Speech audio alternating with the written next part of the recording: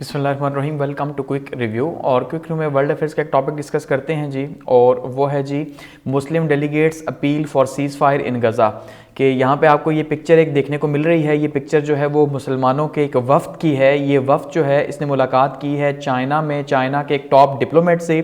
और इसका जो पर्पज़ है, जो वजह है वो क्या है जी, वो है कि किसी तरह से इजराइल और गज़ा की जो वॉर है उसमें वहाँ पे सीज़ फायर करवाया जाए। क्योंकि आपने देखा कि इजराइल जो है किस तरह से वहाँ पे उसने तबाही मचाई हुई है और इंसानी अलमिया पैदा हुआ है, तो उसी को लेके वफ़द जो है वहाँ पे गया। तो आप ये कह सकते हैं कि ये एक मुसलमानों की या OIC की कह लें या सऊदी अरब की कह लें, कलेक्टिवली जो है वो एक मूव है। और कौन सी मूव है? ये डिप्लोमेटिक मूव है एक, कि डिप्लोमेटिकली अब ये कोशिश की जा रही है कि आपने देखा लास्ट टाइम जो है वो अरब OIC समिट भी हुआ और उसमें जो है कोई खातिर ख्वाह फ़ायदा नहीं हो सका। तो अब ये उसमें एक प्रपोज किया गया था कि भाई डेलीगेशन बनाया जाए और वफ़द की शक्ल में हम जो है वो इसी तरह से ममालिक में जाके मुलाकातें करें, ताकि जो है किसी तरह से ये वॉर जो है ख़त्म हो सके या सीज़ फायर हो सके। तो इसलिए ये डेलीगेशन जो है इस पर्पज़ के लिए जो है वो वहाँ पे गया। तो ये काफ़ी इंपॉर्टेंट है और हिस्टोरिकली जब हम इन चीज़ों को देखेंगे तो काफ़ी हमें अहम लगेंगी बाद में भी, कि हम देखेंगे कि इस तरह से ये डेलीगेशन जो है वो गया और उसने जाके वहाँ पर अपने जो है मुतालबात रखे। तो इसको डिस्कस करते हैं। अब सबसे पहले अगर हम बात करते हैं डेलीगेशन का पर्पज़ क्या था, तो देखिए डेलीगेशन का पर्पज़ क्या था जी, कि डेलीगेशन जो है वो सीज़ फायर के लिए गया और ह्यूमैनिटेरियन एड के लिए गया। कि इस टाइम पे आपने देखा इजराइल जो है वो सीज़ फायर भी नहीं कर रहा, हॉस्पिटल्स के ऊपर अटैक कर रहा है। वो कह रहा है कि भाई वहाँ पे हॉस्पिटल्स के नीचे जो है वो टनल्स बनी हुई हैं, सुरंगें बनी हुई हैं, और इसलिए वहाँ पे वो अटैक कर रहा है। और दूसरा जो है वो ह्यूमैनिटेरियन एड की वजह से जो है वो कहा जा रहा है कि भाई अब वहाँ पे जुल्म हो रहा है, हर जगह पे तबाही हो रही है, तो इसलिए वहाँ पे अब इमदाद पहुँचाई जानी चाहिए। तो इस इमदाद को लेके भी जो है वो कोशिश की जा रही है। तो अगर हम ऑब्जेक्टिव की बात करते हैं तो ऑब्जेक्टिव यही है कि अर्जेंट सीज़ फायर हो, इसलिए सबसे प्राइम ऑब्जेक्टिव इसका यही है। और डेलीगेशन का विजिट कब रहा? 20 नवंबर 2023 को ये रहा, यानी कि कल ये रहा जब मैं ये बना रहा हूँ उससे एक दिन पहले। और डेलीगेशन में कौन कौन से जो है ममालिक या वफ़द के अंदर कौन कौन से की एलिमेंट शामिल थे? सऊदी अरब था, जॉर्डन था, ठीक है, इनका वफ़द शामिल था, इजिप्ट था, इंडोनेशिया था, पैलेस्टाइनियन अथॉरिटी PA ये शामिल था, और OIC जो है इसके नुमाइंदे शामिल थे। OIC की जो टॉप लीडरशिप है वो शामिल थी। तो ये जो है ये नुमाइंदे शामिल थे और ये वहाँ पर जाके कहाँ गए हैं? चाइना गए हैं, बीजिंग के अंदर। तो इन्होंने मीटिंग जो है, मीटिंग का एजेंडा क्या था? डिस्कस करना था चाइना के टॉप डिप्लोमेट वैंग यी के साथ इन्होंने जो है वो डिस्कस किया है। और डिप्लोमेटिकली डिस्कस किया है कि भाई चाइना क्योंकि आपको पता है इस टाइम पे चाइना और रशिया जो है वही हेल्प कर सकते हैं किसी तरह से। गो कि इस टाइम पे दुनिया तकसीम है, लेकिन आपने देखा कि चाइना और अभी जो बाइडन की मुलाकात हुई है, तो इस वजह से बाइडन के ऊपर ऑलरेडी आपको पता है बहुत ज्यादा प्रेशर है, क्योंकि जो सेनेट है उसने इमदाद भी रोक दी है, जो $14 बिलियन की थी इजराइल की, वो रोक दी गई है। बाइडन वहां पे परेशान है, ऊपर से जो सिविल सोसाइटी है US की वो भी परेशान है।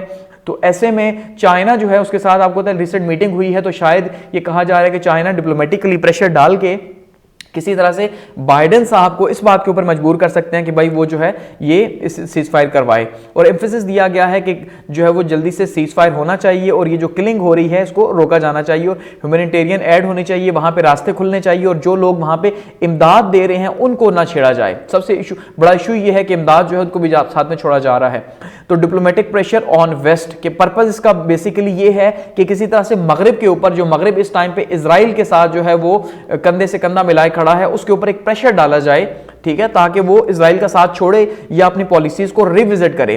तो की मैसेज यहां क्या दिया गया? रिजेक्ट किया गया इजराइल की जस्टिफिकेशन को, कि उसने जो जस्टिफिकेशन दी है कि भाई सेल्फ डिफेंस की वजह से उसने ये सब कुछ किया, तो ये उसके अगेंस्ट में था कि भाई कोई सेल्फ डिफेंस नहीं है, यहां पे जुल्म हो रहा है। तो ये की मैसेज था। इफेक्ट्स बाय सऊदी अरेबिया की अगर बात करते हैं तो सऊदी अरेबिया जो है इस टाइम पे US और इजराइल जो है वो कोऑपरेट कर रहे हैं, आपको पता है, और उसी वजह से बहुत ज्यादा जुल्म बन रहा है। तो यहां पे जो मोहम्मद बिन सलमान साहब हैं उन्होंने जो है वो अरब वर्ल्ड को इकट्ठा करने की कोशिश की है, क्योंकि पता आपको वो यंग लीडर है, तो अल्टीमेटली उनकी इस टाइम पे कोशिश यही है कि किसी तरह से मुस्लिम दुनिया को लीड कर सकें और मजीद जो है वो आगे बढ़ सके। तो रीजनल डिप्लोमेसी की अगर हम बात करते हैं तो रीजनल डिप्लोमेसी में रशियन डिप्लोमेसी भी यहां पे शामिल है। डेलीगेशन जो है वो उसने रशियन फॉरेन मिनिस्टर से भी मीटिंग की है और वहां पे भी उसके साथ गजा और इजराइल की सिचुएशन को जो डिस्कस किया। गो कि रशिया क्या आपको पता है उस तरह से मगरिब में तो पहले से उसको क्रिटिसाइज किया जा रहा है यूक्रेन वॉर की वजह से, तो शायद वो आउटकम यहां पे तो ना आ सके, लेकिन फिर भी कोशिश की गई है कि किसी तरह से जो लोग एंटी इजराइल हैं वो एक प्लेटफॉर्म पे इकट्ठे हो सके। इजिप्शियन अपील जो है वो भी चाइना से की हुई है, क्योंकि इजिप्ट जो है उस टाइम पे उसने अपने बॉर्डर भी बंद किए हुए हैं, लेकिन फिर भी वो कोशिश कर रहा है कि किस तरह से मसले का हल निकाला जाए। तो इसलिए उसने जो है वो चाइना के ऊपर जोर दिया कि वो अपना रोल जो है वो यूज करे और पैलेस्टीनियंस के ऊपर जो अटैक हो रहे हैं उन्हें रोके, और क्रिटिसाइज किया मेजर कंट्रीज को कि किस तरह से वो इजराइल को बैक कर रहे हैं। ठीक है, अब चाइना की अगर पोजीशन की हम बात करते हैं तो चाइना की पोजीशन इस टाइम पे क्या है कि चाइना का स्टैंड देखते हैं तो वो चाइना इस टाइम पे पैलेस्टाइन के साथ खड़ा है, पैलेस्टाइन की कॉज के साथ खड़ा है। ये कहा जा रहा है गो कि फिलहाल वो न्यूट्रल ही है, लेकिन फिर भी क्योंकि इजराइल के साथ वो नहीं हो सकता, क्योंकि इजराइल के साथ यूएस है, तो अल्टीमेटली जहां यूएस है वहां पे चाइना नहीं हो सकता।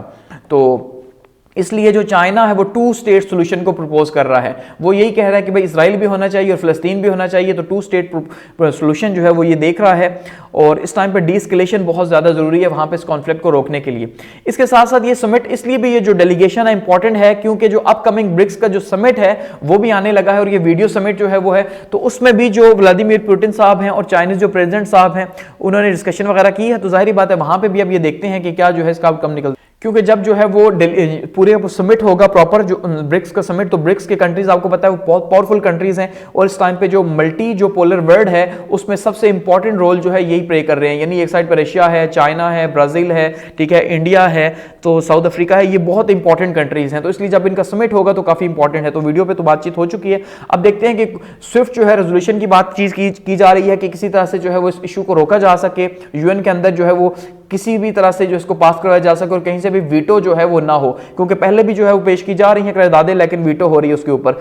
तो जो वैंग है उन्होंने ये अहद किया है, जो चाइनीज डिप्लोमेट है जिनके साथ ये पूरा डेलीगेशन मिला है, उन्होंने ये अहद किया है कि भाई वो गुड फ्रेंड और ब्रदर है किसके, अरब मालिक के और मुस्लिम मालिक के, इसलिए वो कहीं पे भी मुस्लिम कॉज होगा तो उसके लिए खड़े होंगे।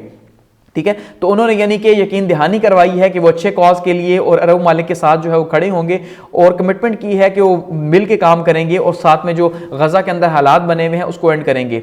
तो अब देखना ये है कि यहाँ पे एट द एंड अगर हम इसे कंक्लूड करते हैं तो क्या ये डेलीगेशन जो है वो कामयाब रहता है या क्या होता है, क्या ये जो डिप्लोमेटिक मूव है ये डिप्लोमेटिक मूव मुसलमानों की कामयाब रहेगी, क्योंकि इस टाइम पे शायद पॉसिबल सॉल्यूशंस में से एक पॉसिबल सॉल्यूशन ये भी है, और अगर हम वॉर नहीं चाहते तो अल्टीमेटली डिप्लोमेसी के थ्रू ही इसका सॉल्यूशन निकालना पड़ेगा, अदरवाइज इसका सॉल्यूशन पॉसिबल नहीं है। तो मैं समझता हूं कि ये एक बहुत अच्छी मूव है मुसलमानों की कि इस तरह से अगर वो डिफरेंट कंट्रीज का जो है वो विजिट करते हैं, खास करके यही डेलीगेशन अगर वेस्ट में चला जाता है या यूरोप में चला जाता है तो वहां पे ये बहुत ज्यादा इफेक्टिव होगा। लेकिन क्योंकि पहले सपोर्ट इकट्ठी की जा रही है कि भाई सपोर्ट हासिल हो जाए तो उसके बाद जो है हम डिफरेंट कंट्रीज की तरफ जाएंगे और वहां पे जाके जो है वो उनके साथ बातचीत भी करेंगे। तो इससे क्या होगा, एक प्रेशर क्रिएट होगा, क्योंकि कोई भी आपको पता है मुस्लिम कंट्रीज 57 है इस टाइम पे, तो कोई भी डायरेक्टली जो है वो इनसे टक्कर लेने का नहीं सोचेगा। तो अगर डेलीगेशन कामयाब होता है तो उसके बहुत से फायदे हो सकते हैं। तो देखते हैं अब क्या रहता है। Thanks for watching.